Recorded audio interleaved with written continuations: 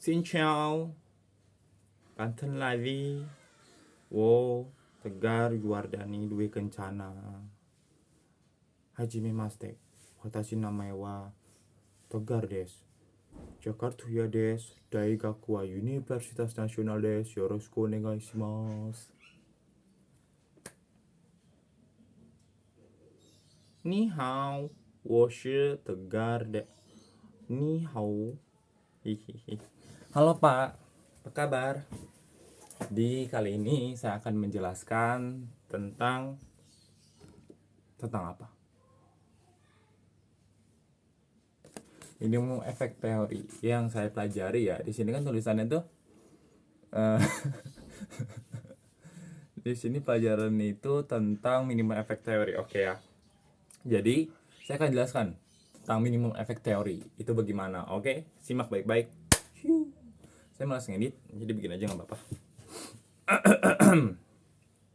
Nah, saya mau jelaskan dulu nih.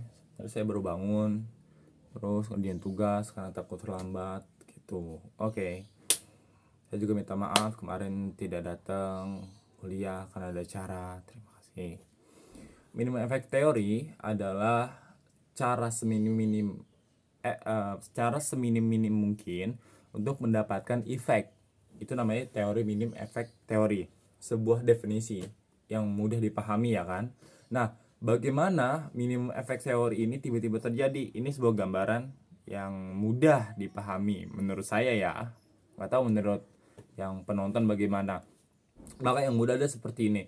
Ketika ada orang membutuhkan pulpen sama orang yang tidak membutuhkan pulpen, ya, ketika ditawarkan mau pulpen nggak, orang yang butuh pulpen langsung iya mau, dibandingkan orang yang tidak butuh pulpen tetapi setiap hari ditawarkan mau pulpen nggak, mau pulpen nggak, mau pulpen nggak, mau pulpen nggak, yang ada mumet.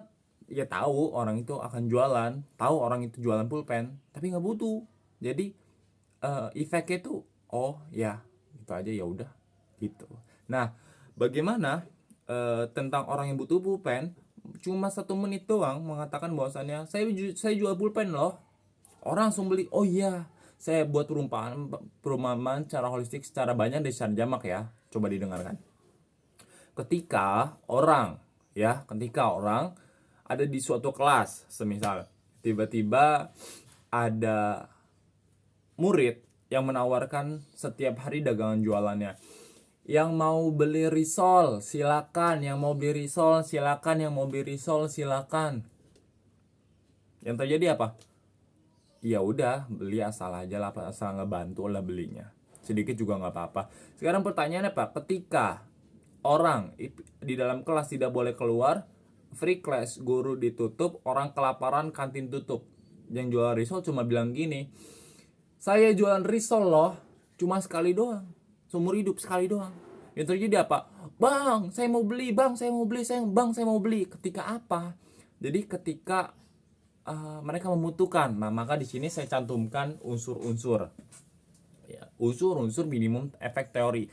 Jadi untuk mendapatkan minimum efek teori itu perlu unsur-unsur. Yang pertama adalah tentang waktu. Nah, waktu ini kaitannya tentang apa? Tentang keterdesakan, tentang kemepetan, tentang waktu yang tidak banyak lagi. Makanya mereka jadi butuh karena waktu seperti itu. Yang kedua adalah tentang kebutuhan secara khusus, kebutuhan spesifik ya. Seperti saya berikan contoh itu pulpen ya. Pulpen itu kan kebutuhan secara spesifik untuk menulis ya. Jadi mereka butuh juga melakukan itu seperti itu. Jadi apa? Yang ketiga adalah tentang pengetahuan, pemasaran. Pemasaran itu dalam arti ya broadcast.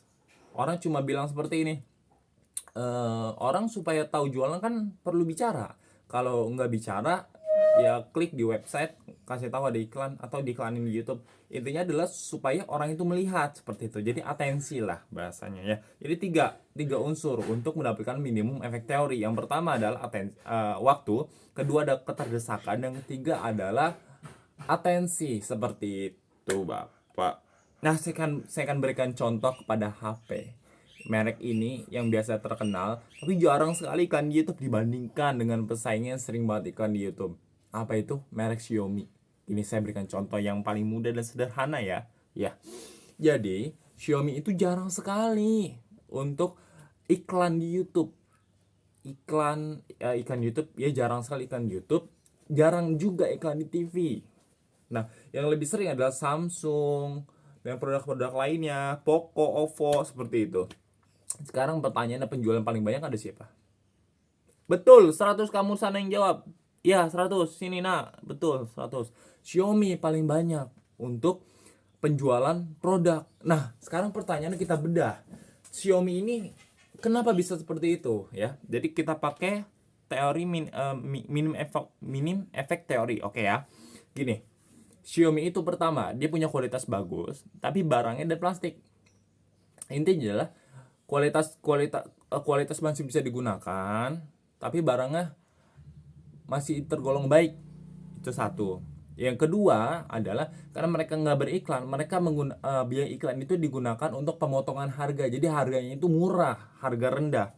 Bukan emang karena harga rendah dari sana, tapi karena memang iklan itu dipindahkan biayanya, harga rendah. Oke. Yang ketiga adalah Xiaomi itu mengiklankan waktu apa? Waktu apa? Ya, betul sekali. Waktu habis lebaran atau waktu ketika orang mau masuk sekolah. Betul. Jadi mereka mengiklankan saat mereka butuh, saat mereka tahu, saya mau butuh handphone, saya butuh alat-alat yang lain, saya butuh ini. Ketika apa? Ketika waktunya tepat. Jadi Xiaomi ini pertama udah menarik atensi, yang kedua adalah mereka memenuhi unsur kebutuhan, yang ketiga adalah eh, memiliki waktu yang tepat. Nah, ini adalah 3 unsur. Makanya sekarang Xiaomi menjadi top penjualan dibandingkan yang lain. Coba kita bedah Samsung ya. Samsung itu banyak mengiklankan, banyak pamflet. Tapi yang dicari apa? Xiaomi. Samsung itu untuk orang kelas atas yang terus menerus, yang harganya mahal, kualitas bagus, tapi iklan terus menerus supaya orang tahu, oh Samsung, oh Samsung, oh Samsung gitu. Jadi Samsung itu memberikan efek tanam di kepala. Kalau Xiaomi itu memberikan efek langsung beli. Nah, gitu. Itu adalah sebuah perbedaan. Seperti itu, Pak. Jadi itu aja dari saya. Saya Tegar Jordani Dwi Kencana, 22351 66283. Seperti itu, Pak. Terima kasih. Assalamualaikum.